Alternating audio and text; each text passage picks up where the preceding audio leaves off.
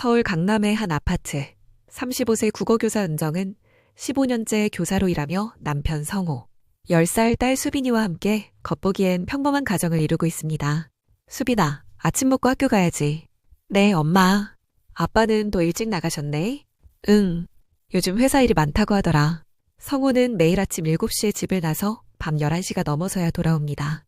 은정은 아침 준비부터 저녁 식사까지 혼자서 모든 집안일을 처리해야 합니다. 하지만 은정의 마음속에는 말할 수 없는 공허함이 자리 잡고 있었습니다. 겉으로는 행복해 보이지만 내면 깊숙한 곳에서는 무언가 채워지지 않는 갈증을 느끼고 있었죠. 우리 가족이 정말 행복한 건가? 이것이 모든 비극의 시작이 될 줄은 아무도 몰랐습니다. 저녁 시간. 성호가 지친 모습으로 집에 돌아옵니다. 어깨는 축 처져 있고 넥타이는 느슨하게 풀려 있습니다. 여보, 저녁 준비했어. 오늘 당신 좋아하는 갈비찜 해봤는데.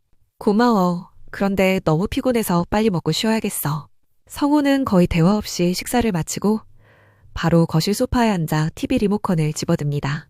오늘 학교에서 재미있는 일이 있었는데 우리 반 아이 중에 한 명이 갑자기 시를 써서 들고 왔더라고. 정말 감동적이었어. 미안, 오늘은 너무 힘들어. 내일 얘기하자. 은정은 서운함을 꾹 눌러 담습니다. 이런 일이 한 번, 두 번이 아닙니다. 언제부터였을까요? 남편과의 대화가 이렇게 단조로워진 게 결혼 초기에는 하루 있었던 일들을 밤늦게까지 이야기하곤 했습니다.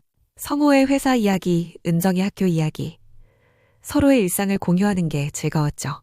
하지만 지금은 어떤가요? 같은 집에 살면서도 마치 남처럼 지내고 있습니다. 우리 언제부터 이렇게 됐을까? 성호는 TV를 보며 맥주를 마시고 은정은 혼자 설거지를 합니다.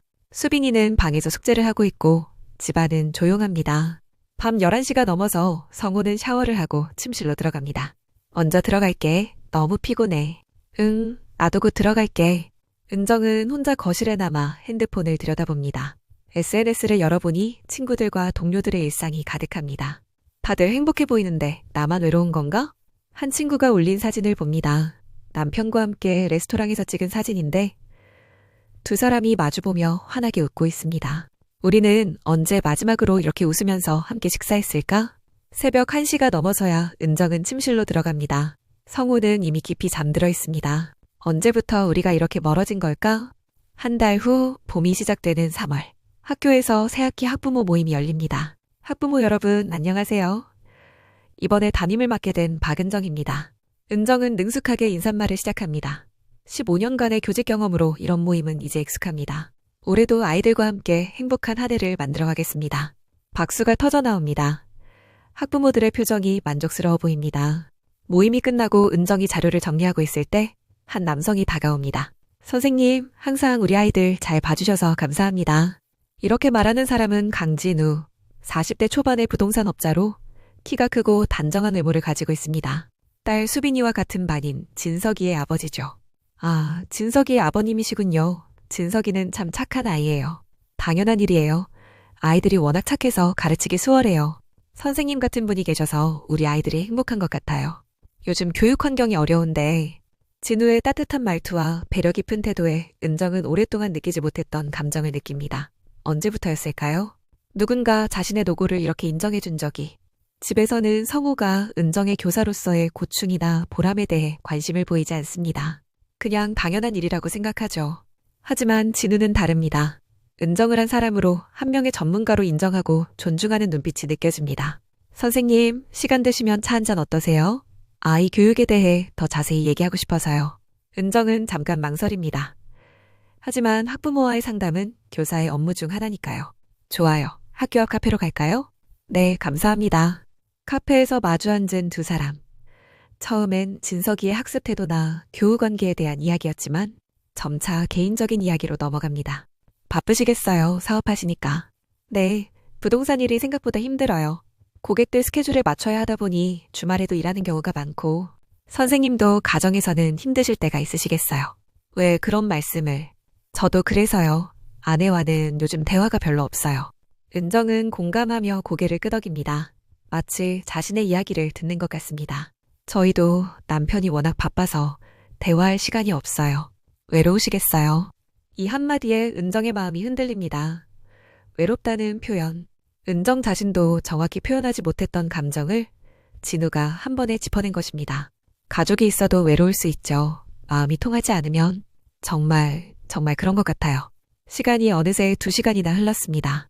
시간이 벌써 이렇게 오래 붙잡아들여서 죄송해요. 아니에요. 저도 이런 대화를 할 사람이 없었거든요.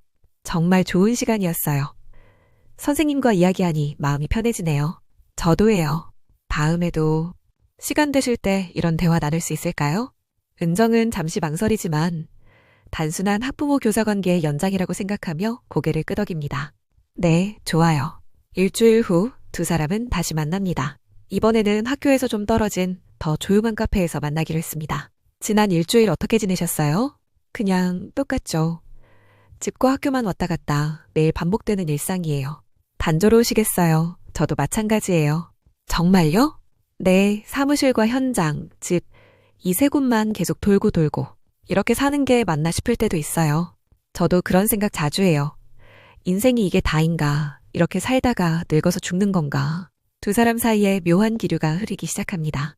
선생님, 이런 말 드려도 될지 모르겠지만 뭔가요? 저는 선생님과 이야기하면 정말 마음이 편해져요. 저도 그래요. 저랑 좀 더 자주 만나시지 않겠어요?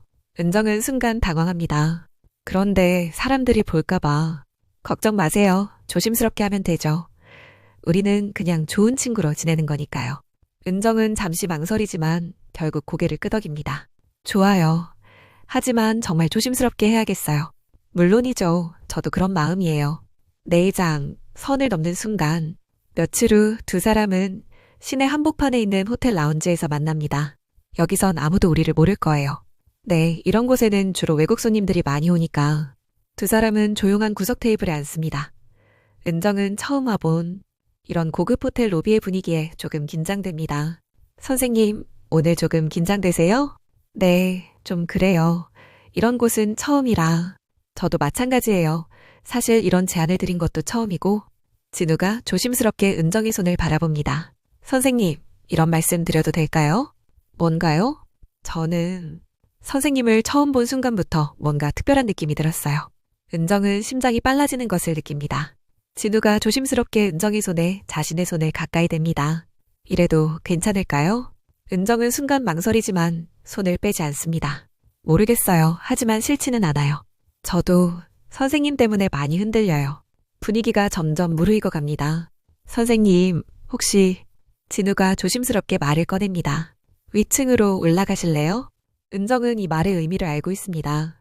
이 순간이 자신의 인생에서 가장 중요한 갈림길이라는 것도 알고 있죠. 잠시 동안 정말 길게 느껴지는 침묵이 흐릅니다. 네. 작은 목소리로 대답하는 순간 은정 자신도 놀랍니다. 정말 괜찮으세요? 모르겠어요. 하지만 지금은 그렇게 하고 싶어요. 결국 2사람은 엘리베이터를 타고 위층으로 향합니다. 이것이 모든 파국의 시작이라는 것을 그 누구도 예상하지 못했습니다. 몇 주가 지났습니다. 진우와의 관계 이후 은정에게는 변화가 생겼습니다. 표정이 밝아지고 활기가 넘칩니다. 학교에서도 동료 교사들이 눈치챕니다. 은정 선생님, 요즘 뭔가 밝아지신 것 같아요.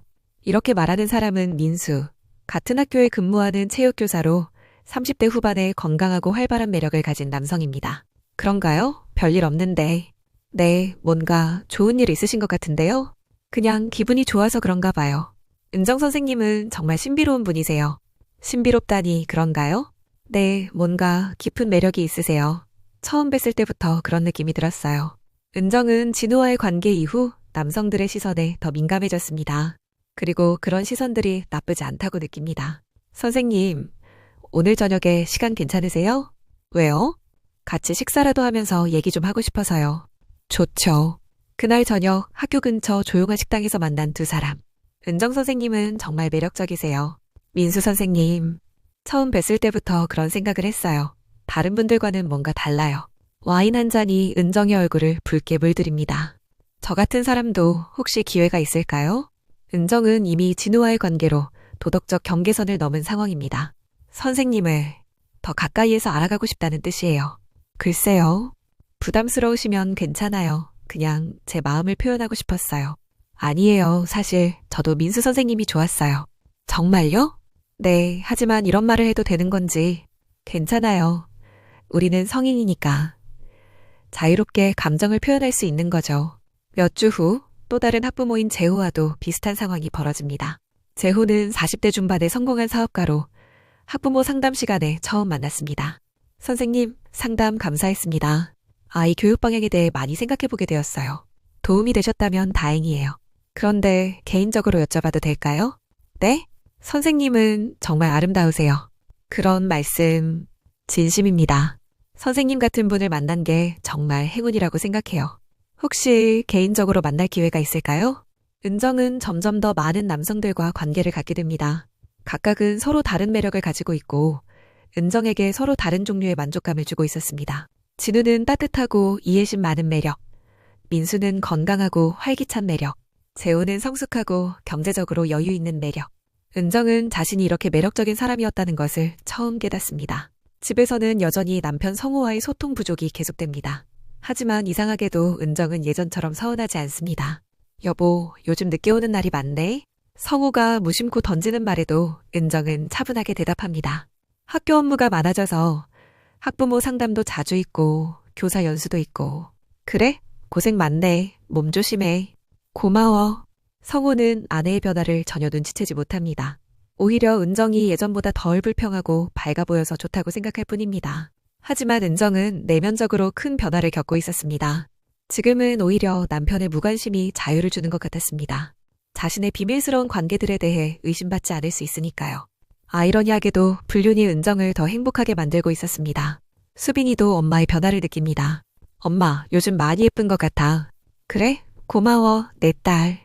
화장도 더 진하게 하시고 옷도 예쁘게 입으시고. 은정은 실제로 외모에 더 신경을 쓰기 시작했습니다. 그냥 기분이 좋아서 그런가 봐. 엄마가 행복해 보여서 나도 좋아. 수빈이의 순수한 말에 은정은 잠시 죄책감을 느끼지만 곧 그 감정을 밀어냅니다. 어느 날 저녁 성호가 퇴근해서 집에 들어왔을 때였습니다. 여보, 어디 갔다 와? 학부모 상담 있었어. 좀 길어졌네. 그래? 고생했어. 성호는 평소와 다름없이 대답했지만 마음 한편으로는 이상한 느낌이 들었습니다. 요즘 학부모 상담이 자주 있네? 새학기라서 그런가 봐. 학부모들이 관심이 많아.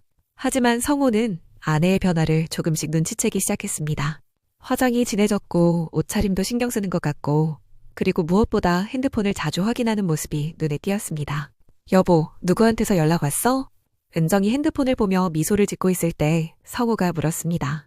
아, 학교 동료들이야. 업무 얘기. 은정은 당황하며 핸드폰을 뒤집어 놓았습니다. 그런가. 하지만 이런 일들이 반복되면서 성호의 마음속에는 작은 의심의 씨앗이 자라나기 시작했습니다. 봄이 지나고 여름이 시작될 무렵 어느 날 아침 성호가 화장실에서 이상함을 느낍니다. 아, 왜 이렇게 아프지? 소변을 볼 때 타는 듯한 통증이 느껴집니다. 처음에는 단순한 염증이라고 생각했습니다. 스트레스 때문인가? 요즘 회사 일이 많기는 했지. 하지만 통증은 계속됩니다. 하루 이틀, 사흘째가 되어도 나아지지 않습니다. 이상하네. 보통 이런 건 금방 나아지는데 일주일이 지나도 증상이 나아지지 않자 성호는 병원을 찾기로 합니다. 비뇨기과 대기실에서 기다리는 성호의 마음은 불안합니다. 별일 아니겠지. 단순한 요로 감염이겠지. 어떤 증상으로 오셨나요? 의사가 성호를 진료실로 불러드립니다. 소변 볼 때 통증이 있어서요. 일주일 정도 계속되고 있어요. 언제부터 시작됐나요? 정확히는 열흘 전쯤부터요. 다른 증상은 없나요? 열이나 오한, 분비물 같은. 아니요. 특별한 건 없고 그냥 그 부위가 아플 뿐이에요. 검사를 해보겠습니다. 소변 검사와 혈액 검사가 필요해요. 네, 알겠습니다. 30분 후 의사가 검사 결과를 들고 들어옵니다. 의사의 표정이 평소보다 심각해 보입니다. 검사 결과가 나왔습니다. 어떤가요? 클라미디아 감염으로 보입니다. 클라미디아요? 그게 뭔가요? 성병의 일종입니다. 성호는 순간 귀가 먹먹해지는 것을 느낍니다. 성병이라고요? 그럴 리가. 저는 아내 말고는 다른 사람과 주로 성관계를 통해 전염되는 질병입니다. 하지만 저는 정말 아내 말고는 혹시 다른 경로로도 감염될 수 있나요? 찜질방이나 수영장 같은 데서 가능성은 극히 희박합니다. 거의 대부분 성접촉을 통해서 감염됩니다. 그럼 어떻게? 배우자분도 검사를 받아보시는 게 좋겠습니다. 성호는 머리가 하얗게 변하는 것을 느낍니다. 그래야 하나요? 네. 서로 재감염될 가능성이 있으니까 함께 치료받으셔야 합니다. 처방전을 받고 병원을 나서는 성호의 발걸음은 무겁습니다. 도대체 어떻게 이런 일이? 집으로 돌아온 성우는 거실 소파에 앉아 멍하니 천장을 바라봅니다. 설마 은정이가? 하지만 차마 그런 생각을 계속하기가 어렵습니다. 15년을 함께 살아온 아내를, 그렇게 믿어왔던 사람을 의심한다는 게, 아니야. 은정이는 절대 그럴 사람이 아니야. 교사이기도 하고 성격도 그렇고. 하지만 의심의 싹은 이미 성우의 마음속에 뿌려졌습니다. 그럼 나한테서 옮은 건가? 내가 어디서 옮아왔을까? 하지만 아무리 생각해도 그럴 만한 경로가 생각나지 않습니다. 성우는 결혼 후 단 한 번도 다른 여성과 관계를 가진 적이 없거든요. 최근 은정의 행동들이 하나하나 떠오르기 시작합니다. 요즘 늦게 오는 날이 많았지. 처음에는 단순히 학교 업무가 늘어났다고 생각했는데, 그리고 핸드폰을 자주 확인하는 모습도 예전에는 그렇지 않았는데 언제부터인가 핸드폰을 손에서 놓지 않더라. 화장도 더 진하게 하고 옷도 예전보다 신경 써서 입고 수빈이도 말했잖아. 엄마가 예뻐졌다고. 성우는 머릿속이 복잡해집니다. 설마, 정말 설마. 그날 밤 성우는 은정이 돌아오기를 기다립니다. 평소보다 1시간 늦게 집에 도착한 은정. 늦었네. 뭐 했어? 학부모 상담이 있었어. 좀 길어졌네. 성우는 은정의 표정을 유심히 관찰합니다. 뭔가 평소와 다른 기분 좋은 표정 같은데. 여보, 병원에 다녀왔어. 왜? 어디 아픈데? 은정의 목소리가 평소와 같습니다. 별다른 긴장감이 느껴지지 않습니다. 그게 좀 이상한 진단을 받았어. 뭔데? 성병이래. 그 순간 은정의 손이 살짝 멈칫하는 것을 성우가 놓치지 않습니다. 성병? 그럴 리가. 어떤 성병인데? 클라미디아라는 건데. 은정의 얼굴색이 순간 변하는 것 같습니다. 의사가 당신도 검사 받아보라고 하더라. 나도? 은정의 목소리가 약간 떨리는 것 같습니다. 네, 서로 옮을 수 있다고. 혹시 어디서 옮은 건 아닐까? 찜질방이나 공중목욕탕에서. 그럴 수도 있겠네. 성우는 은정을 의심하고 싶지 않습니다. 하지만 마음 한편으로는 의문이 자꾸 생깁니다. 언제 검사 받을 수 있어? 내일 병원에 가볼게. 은정의 목소리에서 뭔가 불안한 기색이 느껴지는 것 같습니다. 괜찮을 거야. 별일 아닐 거야. 그래, 그럴 거야. 하지만 두 사람 모두 불안한 마음을 완전히 감출 수는 없었습니다. 그날 밤 성우는 잠을 이루지 못합니다. 침대에 누워 천장을 바라보며 계속 생각합니다. 정말 찜질방에서 옮은 걸까? 아무리 생각해도 다른 경로는 떠오르지 않습니다. 나는 은정이 말고는 정말 다른 여자와 관계를 가진 적이 없는데, 그렇다면 은정이에게서 옮은 게 맞습니다. 하지만 그렇다면 은정이는 어디서?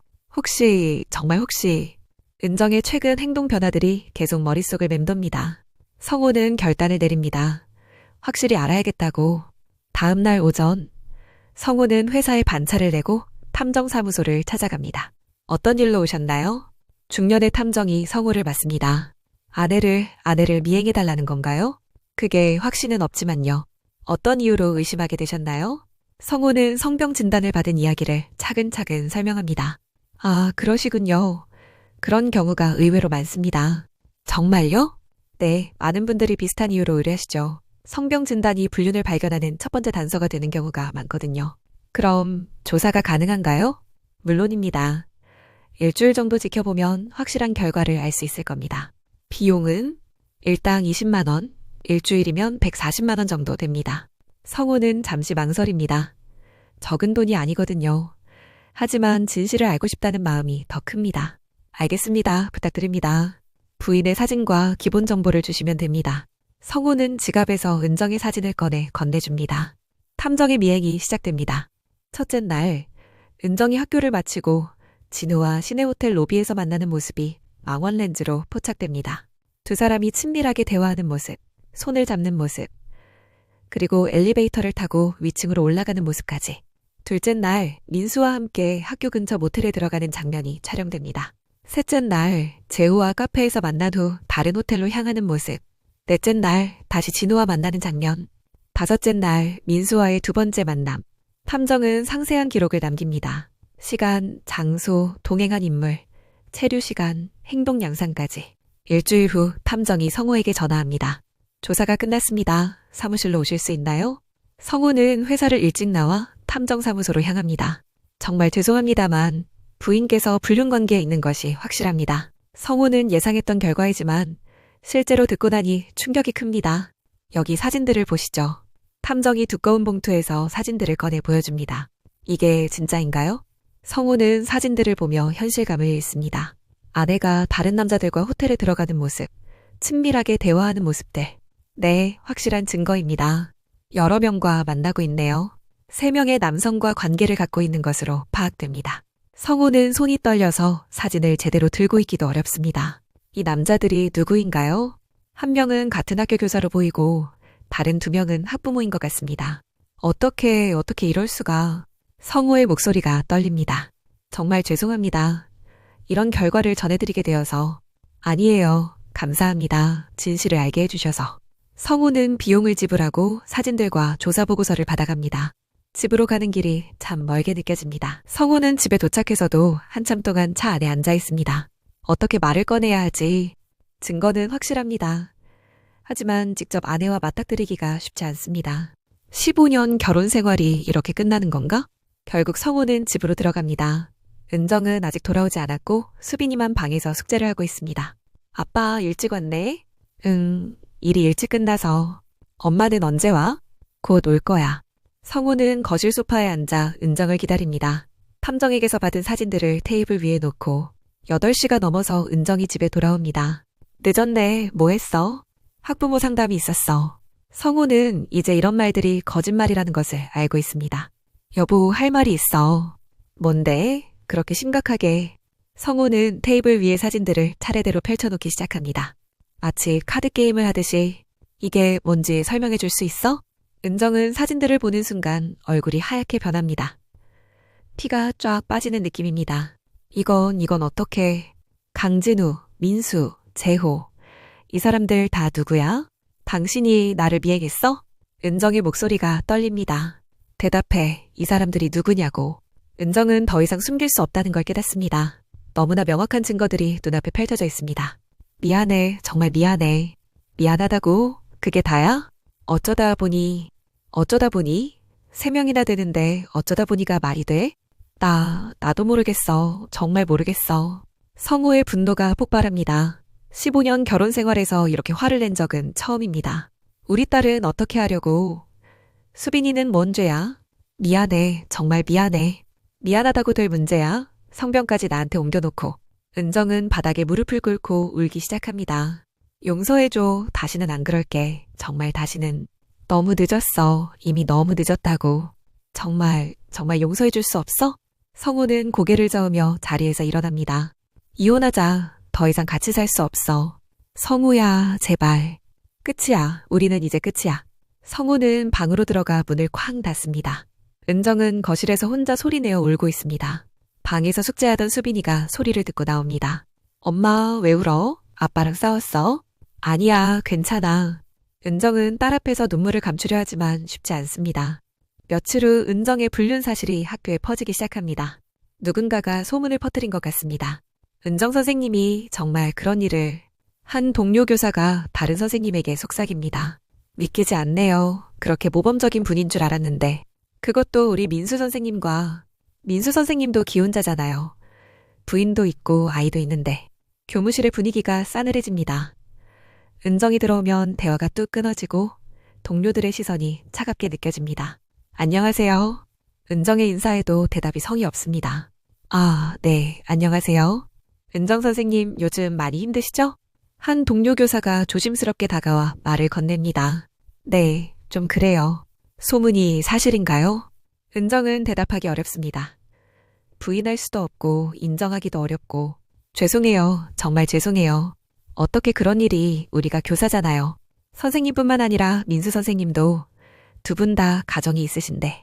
학생들도 점점 눈치채기 시작합니다. 복도에서, 교실에서 작은 목소리로 이야기를 나눕니다. 우리 선생님이 그런 일 했다며? 정말이야?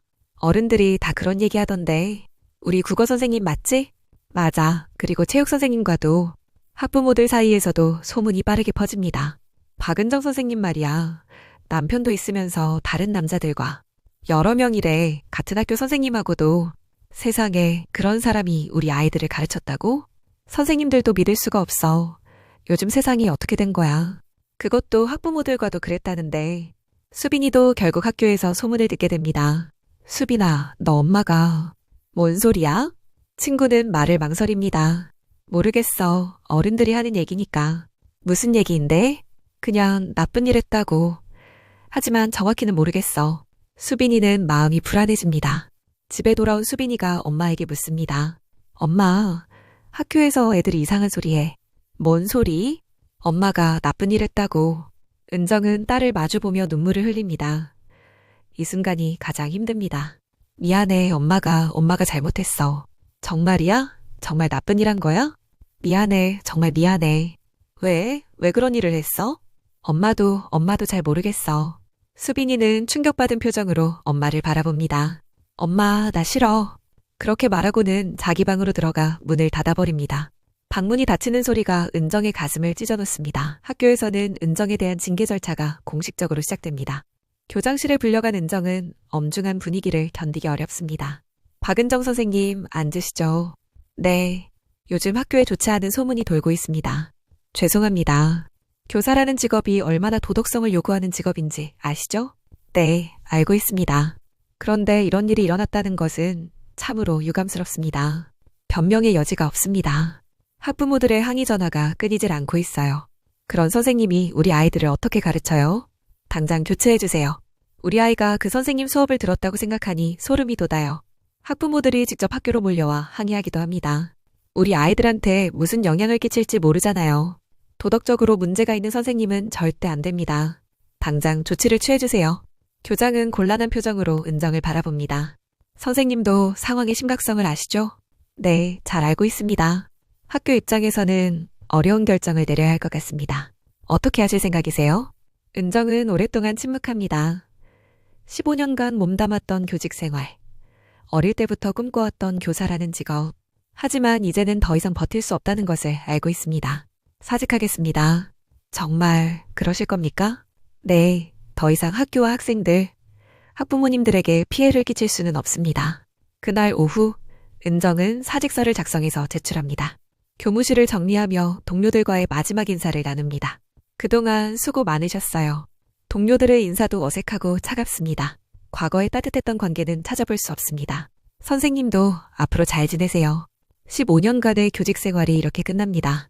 책상 위에 15년간 모아둔 기념품들, 학생들이 준 편지들, 동료들과 찍은 사진들을 박스에 담으면서 은정은 눈물을 참기 어렵습니다. 이게 정말 끝인 건가? 민수도 같은 날 사직서를 제출합니다.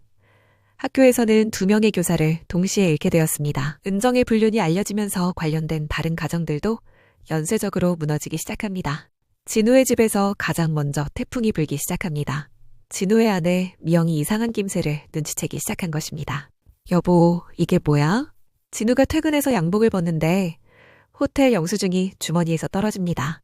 아, 그게 호텔 영수증이 왜 이렇게 많아? 그것도 평일 낮 시간대로. 진우는 더 이상 숨길 수 없다는 것을 깨닫습니다. 미안해, 잠깐 정신이 나갔었어. 잠깐? 영수증만 봐도 몇 달 동안인데 그게 잠깐이야? 정말 미안해. 다시는 이런 일 없을 거야. 누구야? 대체 누구랑 그런 더러운 짓을 한 거야? 학교 선생님이야. 선생님? 우리 진석이 담임 선생님? 아니야, 다른 선생님이야. 박은정 선생님. 며칠 후 미영도 병원에서 검사를 받습니다. 검사 결과 클라미디아에 감염되었습니다. 성병이에요? 제가 왜? 배우자를 통해 감염되신 것 같습니다. 집에 돌아온 미영은 분노로 몸이 떨립니다. 당신 때문에 나까지 병에 걸렸어. 미안해, 정말 미안해. 미안하다고 될 일이야? 15년 결혼 생활이 뭐야?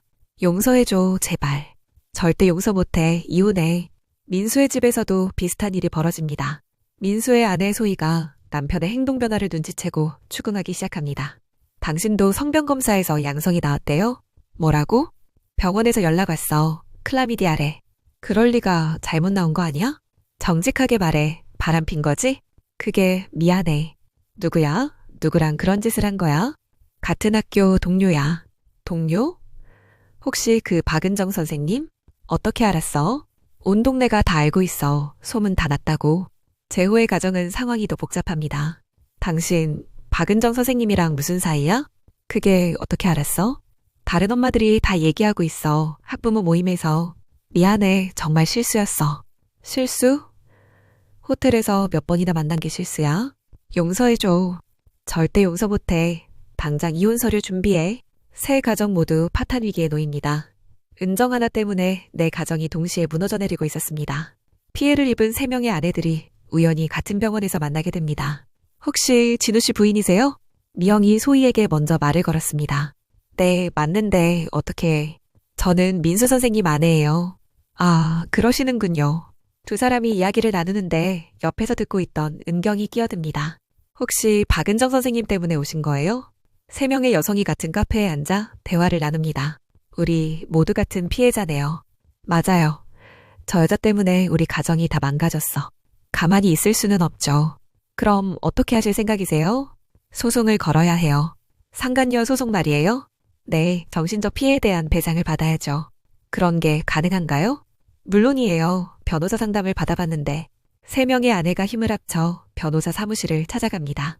상간녀 소송으로 승소할 가능성이 매우 높습니다. 정말요? 네. 호텔 출입 기록, 사진, 성병 진단서까지 완벽한 증거가 있으니까요. 위자료는 얼마나 받을 수 있나요? 각각 2천만 원 정도는 가능할 것 같습니다. 2천만 원씩이면 총 3건이니까 6천만 원 정도의 배상 책임이 있을 겁니다. 은정은 혼자서 3건의 소송을 동시에 감당해야 하는 상황이 됩니다. 몇 개월 후 지방법원 가정부에서 첫 번째 상간녀 소송 재판이 열립니다. 피고 박은정 씨, 강진우 씨와의 불륜 사실을 인정하십니까? 판사의 질문에 은정은 고개를 숙입니다. 네, 인정합니다. 원고 측 변호사가 일어나 증거를 제시하기 시작합니다. 재판장님, 여기 호텔 출입 기록과 사진 자료가 있습니다. 피고와 원고의 남편이 총 15차례에 걸쳐 호텔에서 만난 기록이 있습니다. 그리고 여기 성병 진단서도 있습니다. 피고의 불륜으로 인해 원고는 클라미디아에 감염되었습니다. 피고의 행위로 인해 원고는 극심한 정신적 충격을 받았습니다. 15년간 유지해온 원고의 혼인관계도 파탄에 이르렀습니다. 은정의 변호사가 변론을 시도합니다. 하지만 변명거리가 많지 않습니다. 재판장님, 피고도 가정에서 소외감을 느끼고 있었습니다. 남편과의 소통 부족으로 정신적으로 힘든 상황이었습니다. 순간의 실수였을 뿐 고의적으로 남의 가정을 파괴하려 한 것은 아닙니다. 하지만 판사는 엄격합니다. 기혼자의 불륜은 명백한 불법 행위입니다. 더욱이 장기간에 걸쳐 지속된 관계였고 그 결과 상대방 배우자에게 성병까지 감염시켰습니다. 변명의 여지가 없다고 봅니다. 피고는 원고에게 위자료 2천만 원을 지급하라고 판결합니다. 두 번째 재판에서도 비슷한 결과가 나옵니다. 피고 박은정 씨, 민수 씨와의 불륜 사실도 인정하십니까? 네, 인정합니다. 원고는 남편의 불륜으로 인해 성병에 감염되었을 뿐만 아니라 같은 직장 동료와의 불륜이라는 사실로 인해 더욱 큰 수치심을 겪었습니다. 신체적 피해와 정신적 피해를 동시에 입은 것입니다. 이 재판에서도 2천만 원의 위자료 지급 판결이 나옵니다. 세 번째 재판, 재호의 아내와의 소송에서도 마찬가지입니다. 총 3건의 소송에서 모두 패소한 은정, 6천만 원의 위자료를 지급해야 하는 상황이 됩니다. 성호와의 이혼 재판도 병행해서 진행됩니다. 가정법원에서 열리는 이혼 소송은 더욱 심각합니다. 혼인관계 파탄의 책임이 전적으로 피고에게 있습니다. 성우 측 변호사가 주장합니다. 피고의 불륜으로 인해 원고는 성병에 감염되었습니다. 정신적 피해는 물론 신체적 피해까지 입었습니다. 더욱이 복수의 남성과 동시에 관계를 가진 것은 용서받을 수 없는 행위입니다. 은정이 마지막으로 변명을 시도합니다. 재판장님, 저도 외로웠습니다. 남편과는 대화가 단절되어 있었고 정서적 지지를 받을 수 없었습니다. 그것이 불륜의 정당한 이유가 될 수 있습니까? 판사가 준엄하게 묻습니다. 아니요, 죄송합니다. 외로움은 모든 기혼자가 느낄 수 있는 감정입니다. 하지만 그것이 불륜을 정당화할 수는 없습니다. 특히 교사라는 직업을 가진 사람으로서 도덕적 책임감이 더욱 무거웠을 것입니다. 이혼을 허가하며 피고는 원고에게 위자료 5천만 원을 지급하라고 판결합니다. 양육권은 원고인 성우가 갖습니다. 은정은 딸까지 잃게 되었습니다. 수빈이 양육권까지. 네, 피고의 도덕적 결함을 고려할 때 자녀의 복리를 위해서는 원고가 양육하는 것이 적절하다고 판단됩니다. 은정은 모든 것을 잃었습니다. 남편도, 딸도, 직업도. 법원을 나서는 은정의 발걸음은 무겁기만 합니다. 총 1억 1천만 원 어떻게 마련하지? 상간녀 소송에서 6천만 원, 이혼 소송에서 5천만 원, 거기에 변호사 비용까지 합치면 더 큰 금액입니다. 퇴직금과 적금을 모두 털어도 턱없이 부족합니다. 집을 팔아야 할 상황입니다. 은정은 부모님께 도움을 요청하기로 합니다.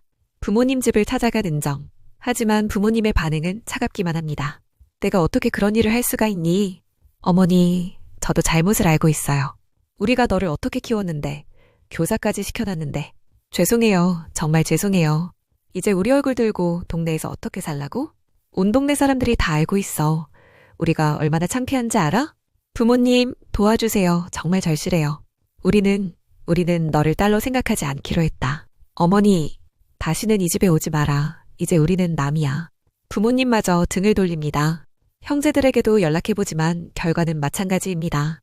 언니 좀 도와줘. 미안해 은정아. 우리도 체면이 있어. 우리 아이들이 학교에서 뭐라고 들을지. 사회적으로도 우리한테 영향을 줄까봐. 모든 인연이 끊어집니다. 은정은 결국 아파트를 금매로 내놓습니다. 시세보다 훨씬 낮은 가격에 팔려나갔지만 어쩔 수 없었습니다. 그리고 작은 원룸으로 이사를 합니다. 이게 내 집이구나. 이평남짓한 작은 공간. 화장실과 주방이 붙어 있는 단칸방이 이제 은정의 전부입니다. 생활비를 벌기 위해 일자리를 찾아야 합니다. 하지만 교사 경력 외에는 특별한 기술이 없습니다. 결국 24시간 편의점에서 야간 알바를 시작합니다. 어서 오세요. 처음에는 모든 게 어색하고 힘들었습니다. 15년간 선생님으로 살아온 사람이 갑자기 편의점 직원이 되다니. 하지만 살아가기 위해서는 어쩔 수 없었습니다. 손님들 중에는 가끔 아는 얼굴도 있습니다. 저기 혹시 박은정 선생님 아니세요? 한 학부모가 은정을 알아봅니다. 아, 네. 여기서 일하세요? 네, 그렇습니다. 은정은 눈을 마주치기 어려워 시선을 피합니다. 참, 세상 참 많이 변했네요. 손님은 고개를 흔들며 나갑니다. 이런 일이 반복될 때마다 은정은 땅속으로 꺼지고 싶었습니다. 깊은 밤, 원룸에서 혼자 있는 은정. 형광등 불빛 아래 초라한 모습이 작은 거울에 비칩니다. 어떻게 내 인생이 이렇게 됐을까? 옛날 사진들을 상자에서 꺼내봅니다. 행복했던 가족 사진들, 교사 시절의 기념사진들, 제자들과 찍은 사진들. 수빈이 엄마를 보고 싶지도 않겠지. 눈물이 흐릅니다. 그때 왜 그런 선택을 했을까? 외로움이라는 핑계로 모든 걸 다 잃어버렸네. 은정은 휴대폰을 꺼내 진우, 민수, 재호에게 연락해보려 하지만 모두 번호가 바뀌어 있거나 차단되어 있습니다. 다들 나를 피하고 있구나. 당연하지. 나 때문에 그 사람들 가정도 다 망가진걸. 죄책감이 밀려옵니다. TV에서 저녁 뉴스가 나옵니다. 최근 불륜으로 인한 가정 파괴 사건이 사회 문제로 대두되고 있습니다. 특히 기혼 여성의 외도 사건이 늘어나면서 사회적 충격을 주고 있는데요. 은정은 리모컨으로 TV를 끕니다. 내 이야기 같아서 보기가 힘들어. 매일 반복되는 일상. 편의점, 원룸 편의점.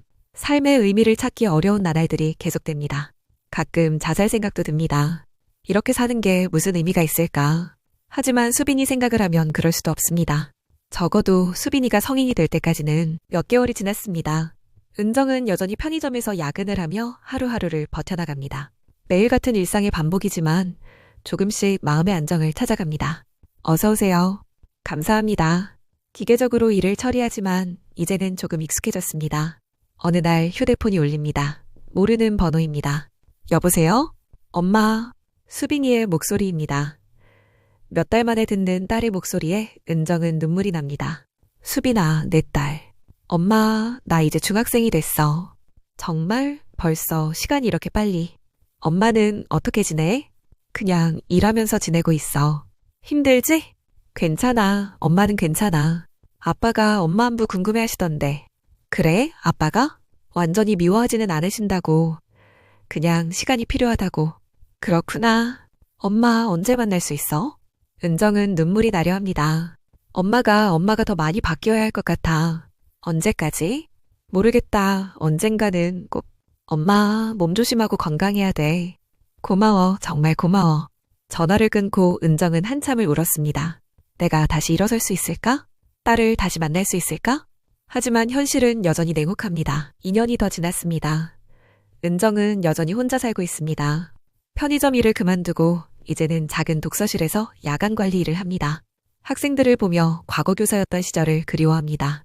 그때는 정말 행복했는데 어떤 고등학생이 질문합니다. 선생님, 이 문제 모르겠어요. 잠깐 와봐. 같이 보자. 은정은 자연스럽게 문제를 설명해 줍니다. 선생님 설명 정말 잘하세요. 학교 선생님이세요? 아니, 예전에 그랬어.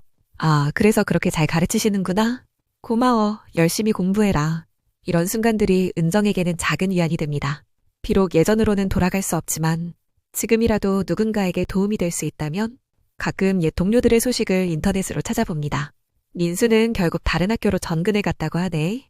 진우는 사업을 접고 다른 지역으로 이사했다고 하고 재호는 우울증으로 치료받고 있다던데 모두들 힘들어하고 있구나. 은정만의 잘못은 아니지만 자신이 발단이 되었다는 죄책감은 지울 수 없습니다. 나 하나 때문에 정말 많은 사람들이 피해를 봤구나. 어떤 일요일, 성우와 수빈이가 쇼핑몰을 걸어가는 모습을 멀리서 보게 됩니다. 수빈이가 정말 많이 컸네. 이제 고등학생이 된 딸의 모습이 낯설면서도 그립습니다. 키도 많이 크고 예뻐졌네. 하지만 다가갈 용기는 없습니다. 아직 부족해. 더 반성하고 더 노력해야겠어. 언젠가는 용서받을 수 있을까? 더 많은 시간이 흐릅니다. 은정의 삶에 작은 변화들이 생기기 시작합니다. 독서실에서 만난 한 중년 여성이 그녀에게 제안합니다. 은정씨, 우리 동네에 작은 공부방을 운영하고 있어요. 네? 경제적으로 어려운 아이들을 위한 봉사 성격의 일이에요. 아, 그러시는군요. 혹시 관심 있으시면 도와주실 수 있을까요? 저는 자격이 있을까요? 물론이죠. 은정씨만큼 아이들을 잘 가르치는 분 못 봤어요. 은정은 망설입니다. 과연 자신 같은 사람이 아이들을 가르칠 자격이 있을까요? 생각해보세요. 정말 도움이 필요한 아이들이에요. 며칠 후 은정은 그 제안을 받아들입니다. 작은 공부방에서 저소득층 아이들을 가르치기 시작합니다. 안녕 얘들아. 안녕하세요 선생님. 아이들의 순수한 눈빛을 보며 은정은 마음이 따뜻해집니다. 비록 과거는 되돌릴 수 없지만 지금이라도 누군가에게 도움이 될 수 있다면 또 다른 해가 지나고 공부방에서 일어난 작은 사건이 은정에게 큰 깨달음을 줍니다. 한 고등학생 여자아이가 울면서 상담을 요청합니다. 선생님, 상담 좀 해주세요. 무슨 일이니? 부모님이 이혼하신다고 해요. 학생은 눈물을 흘리며 이야기를 계속합니다. 엄마가 다른 남자와. 은정은 자신의 이야기를 듣는 것 같아 가슴이 아픕니다. 정말 힘들겠구나. 저는 어떻게 해야 하나요? 엄마를 미워해야 하는 건가요? 아니면 이해해야 하는 건가요? 은정은 오랫동안 생각합니다. 자신이 수빈이에게 남긴 상처와 같은 아픔을 이 아이도 겪고 있습니다. 미워하지 마라. 네? 부모님도 완벽한 사람은 아니야. 하지만 그렇다고 용서되는 건가요? 사람은 누구나 실수를 해. 때로는 돌이킬 수 없는 큰 실수를. 선생님, 하지만 그 실수가 너에 대한 사랑까지 없애는 건 아니야. 정말요? 응, 엄마는 분명 너를 사랑해. 학생은 조금 위로받은 표정을 짓습니다. 고마워요, 선생님. 학생이 돌아간 후 은정은 깊이 생각합니다. 내가 수빈이에게 해줄 수 있는 말이 있었구나. 비록 내가 큰 실수를 했지만 수빈이에 대한 사랑만은 진짜였어. 그날 밤 은정은 수빈이에게 편지를 씁니다. 수빈아, 엄마는 너에게 용서받을 자격이 없는 사람이야. 너무나 큰 실수를 했고 우리 가족을 망가뜨렸어. 하지만 한 가지만은 알아줬으면 해. 엄마가 너를 사랑하는 마음만은 한 번도 변한 적이 없어. 지금도 앞으로도 엄마에게 너는 가장 소중한 존재야. 비록 지금은 멀리서 지켜볼 수밖에 없지만 엄마는 매일 너를 위해 기도하고 있어. 내가 행복했으면 좋겠어. 내가 건강했으면 좋겠어. 내가 좋은 사람들과 만나 사랑받으며 살았으면 좋겠어. 정말 언젠가는 다시 만날 수 있기를. 그때까지 엄마는 더 나은 사람이 되려고 노력할게. 사랑해, 내 딸아. 편지를 쓰고 나니 마음이 한결 가벼워집니다. 언젠가 이 편지를 전할 수 있을까? 몇 년이 더 지나고 은정이 45세가 되었을 때입니다. 공부방에서의 봉사활동도 벌써 3년째가 되었습니다. 어느 날 뜻밖의 전화가 걸려옵니다. 여보세요? 엄마, 나야. 수빈이의 목소리가 예전보다 훨씬 더 성숙해졌습니다. 수빈아, 엄마 다음 주에 시간 있어? 왜? 만나고 싶어. 은정은 깜짝 놀랍니다. 정말이니? 네, 아빠도 함께요. 아빠도? 네, 아빠가 이제 됐다고 하세요. 은정은 눈물이 나려 합니다. 정말 만나도 될까? 네, 엄마도 많이 달라지셨을 거라고 아빠가. 고마워, 정말 고마워. 그럼 일요일에 강남역 카페에서 만나요. 2시에. 알겠어, 꼭 갈게. 전화를 끊고 은정은 한참을 멍하니 앉아 있습니다. 정말 다시 만날 수 있는 건가? 일주일 내내 은정은 잠을 제대로 이루지 못했습니다. 일요일 오후 2시 강남역 근처 카페. 약속 시간보다 30분 일찍 도착한 은정은 멀리서 성우와 수빈이를 기다립니다. 2시 정각 두 사람이 나타납니다. 수빈이는 이제 완전히 성인 여성이 되어 있고 성호는 예전보다 많이 늙어 보입니다. 머리에 흰머리도 많이 생기고 조심스럽게 다가갑니다. 왔구나. 성호의 목소리는 차분합니다. 예전 같은 분노나 원망은 느껴지지 않습니다. 수빈아, 엄마. 어색한 침묵이 잠시 흐릅니다. 앉아. 성호가 먼저 말을 꺼냅니다. 그동안 어떻게 지냈어? 그냥 반성하며 지냈어. 많이 힘들었겠네. 당연하지. 내가 저지른 일인데. 수빈이가 조심스럽게 말합니다. 엄마 많이 야위셨네요. 미안해. 정말 미안해. 엄마가 왜 그런 일을 했는지 이제 조금 이해해요. 정말? 어른이 되고 보니 사람이 외로우면 이상한 선택을 할 수도 있다는 걸. 하지만 그게 변명은 될 수 없어. 알아요. 하지만 엄마도 사람이니까. 성호가 입을 엽니다. 은정아, 우리 다시 시작할 생각은 없어. 은정은 고개를 끄덕입니다. 알고 있어. 하지만 완전히 미워하지는 않아. 정말? 시간이 많이 지났거든. 이제는 그냥 수빈이의 엄마로 생각해. 고마워. 수빈이와는 가끔 만나도 될 것 같아. 은정은 참고 있던 눈물을 흘립니다. 정말 고마워. 한 달에 한 번 정도 어떨까? 수빈이가 제안합니다. 정말 괜찮겠니? 네, 저도 엄마가 보고 싶었어요. 그날 오후 세 사람은 3시간 동안 대화를 나누었습니다. 완전한 화해는 아니지만 새로운 관계의 시작이었습니다. 그로부터 5년이 더 지났습니다. 은정은 여전히 공부방에서 아이들을 가르치며 하루하루를 살아가고 있습니다. 비록 과거의 실수는 지울 수 없지만 그 실수로부터 배운 교훈을 바탕으로 더 나은 사람이 되려고 노력하고 있습니다. 수빈이와는 약속대로 한 달에 한 번씩 만나고 있습니다. 완전히 회복된 관계는 아니지만 서로를 이해하려고 노력하고 있습니다. 성호는 5년 전 새로운 사람과 재혼했습니다. 상처는 깊었지만 시간이 어느 정도 치유해 주었습니다. 수빈이는 대학을 졸업하고 훌륭한 사회인으로 성장했습니다. 아픈 경험을 통해 더욱 성숙해졌고 엄마를 완전히는 아니지만 이해하려는 마음을 갖게 되었습니다. 다른 피해자들도 각자의 방식으로 새로운 삶을 시작했습니다. 진우는 다른 도시에서 작은 사업을 하며 혼자 살고 있습니다. 민수는 교직을 그만두고 체육관을 운영하고 있습니다. 재호는 우울증 치료를 받은 후 새로운 사업을 시작했습니다. 모든 사람이 상처를 입었지만 시간과 노력을 통해 각자의 방식으로 치유해가고 있습니다. 이 이야기는 경고입니다. 욕망 앞에서 이성을 잃지 말라는, 외로움을 핑계로 잘못된 선택을 하지 말라는, 무엇보다 가족이라는 소중한 것을 함부로 대하지 말라는, 순간의 욕망이 얼마나 많은 사람들에게 상처를 주는지, 얼마나 오랫동안 그 상처가 지속되는지를 보여주는 이야기입니다.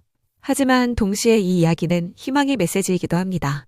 아무리 큰 실수를 해도 진정으로 반성하고 노력한다면 언젠가는 용서받을 기회가 올 수 있다는, 완전한 용서는 아닐지라도 새로운 관계를 만들어갈 수 있다는, 은정의 이야기는 계속됩니다. 예전의 모습으로 돌아갈 수는 없지만 적어도 관계 회복의 가능성을 보았습니다. 그녀는 오늘도 공부방에서 아이들을 가르치며 자신만의 방식으로 속죄하고 있습니다.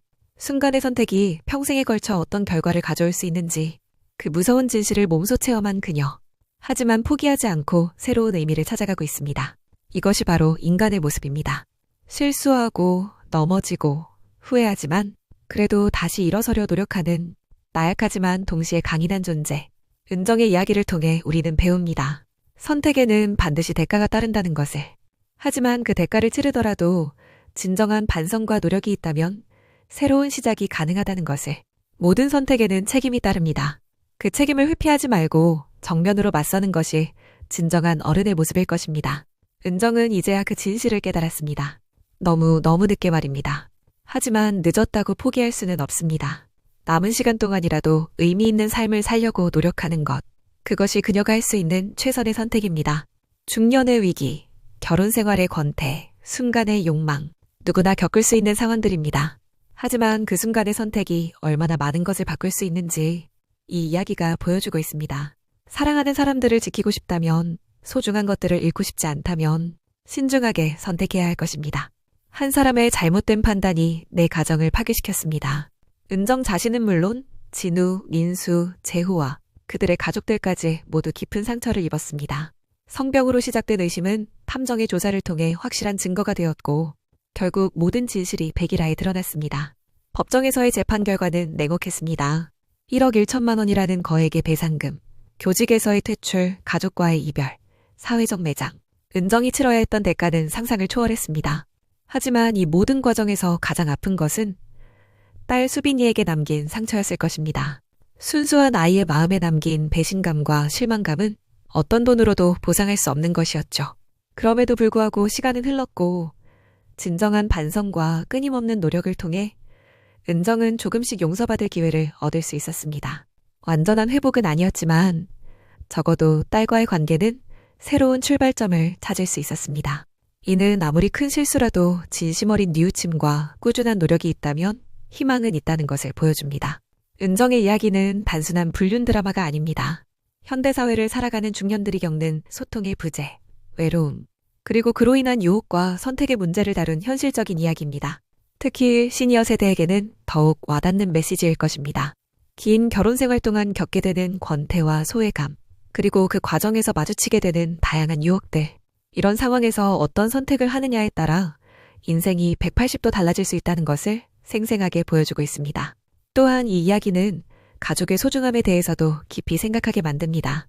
일상의 바쁨에 쫓겨 소홀히 하기 쉬운 가족과의 소통, 서로에 대한 관심과 배려가 얼마나 중요한지를 일깨워줍니다. 성우와 은정의 결혼 생활에 균열이 생긴 것도 결국 서로에 대한 무관심과 소통 부족에서 시작되었으니까요. 만약 성우가 조금 더 아내의 마음을 헤아렸다면 은정이 외로움을 달래기 위해 다른 남성들에게 의존하지 않았을 수도 있습니다. 하지만 그렇다고 해서 은정의 행동이 정당화되는 것은 아닙니다. 아무리 외롭고 소외감을 느꼈다 할지라도 가정을 파괴하고 여러 사람에게 상처를 주는 선택은 용서받을 수 없는 일이었습니다. 이 이야기의 또 다른 교훈은 진실은 언젠가 드러난다는 것입니다. 은정은 자신의 불륜이 들키지 않을 것이라고 생각했지만 성병이라는 예상치 못한 단서를 통해 모든 것이 밝혀졌습니다.